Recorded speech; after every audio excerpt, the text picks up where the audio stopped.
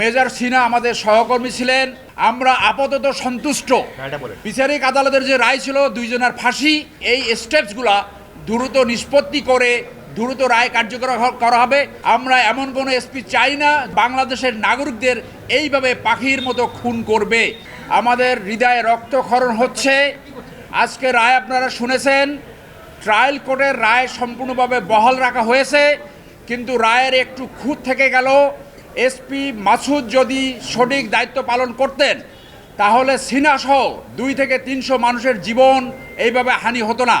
আমরা মনে করি বিচারের এই ক্ষতটি অ্যাপিলেট ডিভিশন টেক কেয়ার করবেন এবং অ্যাপিলেট ডিভিশনে এসপি মাসুদের বিরুদ্ধে যথাযথ প্রসিডিংস জড়ো করে শাস্তির সম্মুখীন করা হবে। আমরা আপাতত সন্তুষ্ট। আমরা রায় আপনারা শুনেছেন, ট্রায়াল কোর্টের বিচারিক আদালতের যে রায় ছিল দুইজনের ফাঁসি, লিয়াকাত এবং প্রদীপ এবং বাকি যে 6 জনের যাবজ্জীবন সেইটা বহাল রেখেছে। অন্য জরিমানা সহ এবং অন্য যে আপিলগুলো ছিল খালাসের এবং শাস্তি বৃদ্ধি করার, সেইটা তারা খারিজ করে দিয়েছে। এখন এটা অ্যাজ ইউজুয়াল ডেথ রেফারেন্স হিসেবে অ্যাপিলেট ডিভিশনে যাবে। তারপরে যদি রিভিউ হয় রিভিউ হবে এবং প্রেসিডেন্ট মার্জনা তারপরে এইটা এক্সিকিউশন কার্যকরী হবে। আমরা আশা করব আপনাদের মাধ্যমে যে এই স্টেপসগুলা দ্রুত নিষ্পত্তি করে দ্রুত রায় কার্যকর করা হবে। এবং আবারও বলবো, এসপি মাসুদকে অবশ্যই বিচারের সম্মুখীন করতে হবে।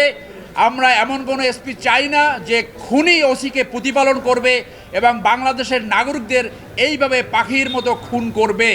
অতএব SP Masud should B A case story এবং এসপি মাসুদকে অ্যাপিলেট ডিভিশন বিচারের আওতায় আনবে বলে আমরা আপনাদের মাধ্যমে জাতির কাছে এবং বিচার বিভাগের কাছে আশাবাদ ব্যক্ত করব। এসপি মাসুদের তারা এইটা আলাদাভাবে প্রসিডিংস শুরু করতে পারে অথবা এই রায়ের ভিতরেও ইনক্লুড করতে পারে।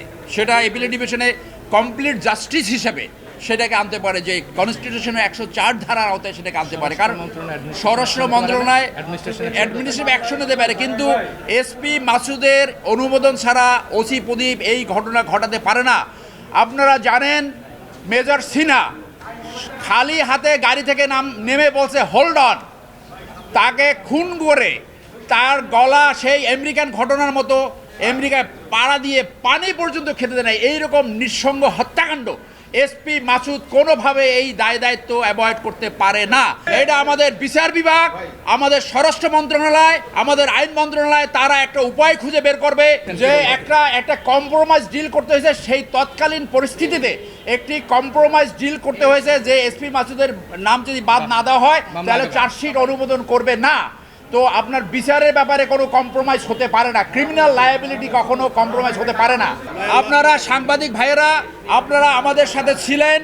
ন্যায় বিচার মেজর সিনহার হত্যাকাণ্ডের ন্যায় বিচার প্রতিষ্ঠার লক্ষ্যে আপনারা সর্বশেষ পর্যন্ত আমাদের সাথে থাকবেন। আপনাদের মাধ্যমে দেশবাসীর কাছে এই আহ্বান জানাবো, ন্যায় বিচার প্রতিষ্ঠার জন্য আপনারা আমাদের সাথে থাকবেন।